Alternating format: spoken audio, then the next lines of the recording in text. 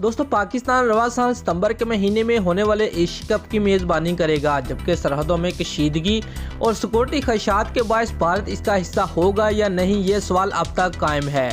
दोस्तों Asia cup के matches Pakistan में होने की वजह से भारतीय टीम की टूर्नामेंट में शमूलियत का अभी तक कोई फैसला नहीं हो सका है, जबकि हतमी फैसला जून में आने का इम्कान है। जून में एशिया कप के हवाले से बीसीसीआई का इजलास मुनक्कद है, जिसमें ये फैसला किया जाएगा कि भारतीय टीम को पाकिस्तान भेजना है या नहीं।